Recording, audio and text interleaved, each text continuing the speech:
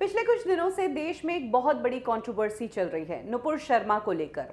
नुपुर शर्मा पर इल्जाम है कि उन्होंने लाइव डिबेट के दौरान इस्लामिक प्रॉफिट मोहम्मद पर बुरी और भद्दी टिप्पणी की, जिसके बाद नुपुर शर्मा को डेथ थ्रेट, उनके पुतले जलाना और उनकी जान के भूखे हो जाना वाला मामला हो गया है। कहां से ये कंट्रोवर्सी शुरू हुई और अब तक इस पूरे मामले में क्या क्या हुआ है, कैसे ये आग एक टीवी डिबेट से निकलकर पूरी दुनिया में भड़की है, चलिए जानते हैं। 26 मई के दिन टाइम्स नाउ पर प्राइम टाइम पर डिबेट रखी गई। ज्ञानवापी मस्जिद को लेकर ये डिबेट थी।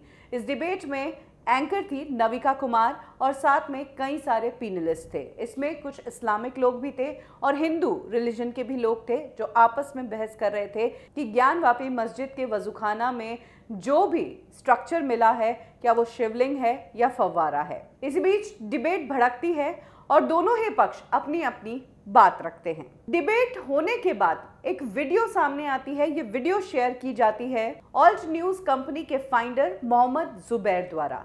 ये वीडियो एक एडिटेड वीडियो होती है उस डिबेट के अंदर से, और इस वीडियो में नुपुर शर्मा का एक वायरल स्टेटमेंट दिखाया जाता है जिसमें वो प्रॉफिट मोहम्मद के बारे में कुछ टिप्पणी करती है। इस वीडियो को शेयर करते हुए मोहम्मद जुबैर लिखते हैं कि देश में हमें कहां हेट स्पीच देने वालों की जरूरत है, जब एंकर्स और पैनलिस्ट ही इस तरह की बातें करने को तैयार है। मोहम्मद जुबैर द्वारा शेयर की गई ये वीडियो घंटे भर में ही वायरल हो गई और लोगों ने नुपुर शर्मा को अटैक करना शुरू कर दिया। इसी बीच नुपुर शर्मा ने अपनी तरफ से क्लैरिटी दी। इस ट्वीट पर रिप्लाई करते हुए कहा कि पूरी क्लिप दिखाओ, ये अधूरी क्लिप है। एक्चुअली कहा जा रहा है कि इस डिबेट के दौरान नुपुर शर्मा के सामने कई बार जो इस्लामिक पैनलिस्ट थे, उन्होंने शिवलिंग के बारे में और शिव जी के बारे में गलत बातें कही थी। कई बार उन्हें रोका गया लेकिन वो नहीं रुके, तब जाकर नुपुर शर्मा ने ये टिप्पणी की।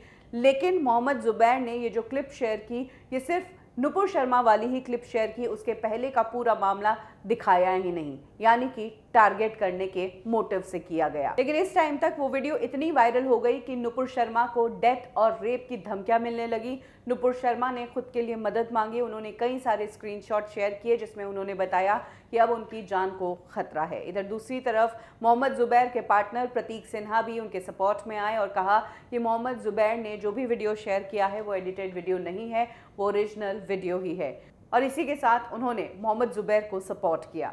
ये मामला अब तक इंडिया में ही चल रहा था और इंडिया में ही इस मामले को लेकर आग लग रही थी। लेकिन ये मामला इंडिया से बाहर तब गया जब आयुब्स, जिनके ऊपर फाइनेंशियल फ्रॉड का इल्जाम है, उनकी तरफ से एक ट्वीट आया जिसमें उन्होंने कहा कि इंडिया में जर्नलिज्म को इतने लो लेवल पर जाते हुए हमने नहीं देखा और रिलीजन के नाम पर इस तरह की गंदगी बरसते हुए हमने नहीं देखी। ये ट्वीट राणा आयुब ने किया था और इस ट्वीट की आग में घी बरसाने का काम किया राणा आयुब के भाई आरिफ आयुब ने, जिसने सोशल मीडिया पर ट्वीट करते हुए कहा कि भारत की तेल की नीड्स जो है वो इस्लामिक देशों पर ही डिपेंडेंट है और अगर भारत में प्रॉफिट मोहम्मद पर इस तरह की टिप्पणी की जाती है तो फिर इस्लामिक देशों को भी एक होकर भारत के लिए ऑयल सप्लाई की रोक कर देनी चाहिए। इस पर कमेंट करते हुए यूएई के अरामको कंपनी के चीफ ने एक ट्वीट किया और कहा कि भारत को इस तरह के कमेंट करने से पहले सोचना चाहिए कि भारत की ऑयल नीड्स हम पर डिपेंडेंट है। यही वो टाइम था जब भारत से निकलकर ये पूरी कंट्रोवर्सी दूसरे इस्लामिक देशों तक फैलने लगी और भारत के अगेंस्ट दूसरे इस्लामिक देश एक होने लगे। इसी बीच vice president Venkatesh Naidu Qatar में होते हैं और तब बीजेपी से नुपुर शर्मा को निकाल दिया जाता है और ये कंट्रोवर्सी और ज़्यादा बढ़ने लगती है।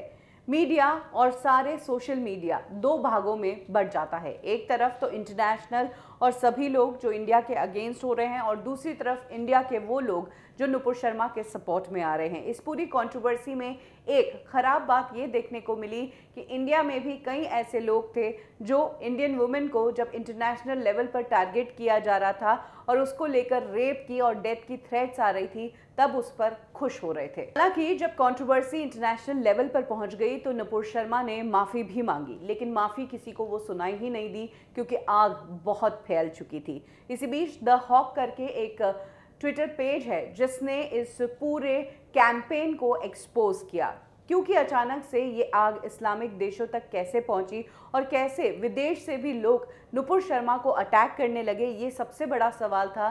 तो द हॉक ने एक्सपोज किया कि कुछ ऐसे संगठन हैं जो इंडिया के खिलाफ कैंपेन चलाते हैं, फिर चाहे कुछ दिनों पहले हुआ हिजाब कैंपेन ही क्यों ना हो। यही वो संगठन है जो नुपुर शर्मा वाले कैंपेन को भी चला रहा है, क्योंकि जितने भी ट्वीट्स नुपुर शर्मा के अगेंस्ट हुए थे उसमें ज़्यादातर इस्लामिक देशों के अकाउंट्स थे और कईयों की तो नेशनैलिटी भी छिपा कर रखी गई थी और कई हैशटैग्स जो थे वो अरबिक में थे। ये वो संगठन हैं जो इंडिया को नहीं बल्कि सेंट्रल गवर्नमेंट को टारगेट कर रहे हैं, जो मोदी की गवर्नमेंट को टाइम टाइम पर हिलाने की कोशिश करते हैं और मोदी गवर्नमेंट पर एंटी मुस्लिम की छाप लगाना चाहते हैं। 5 जून के बाद ये कंट्रोवर्सी और बड़ी हो गई।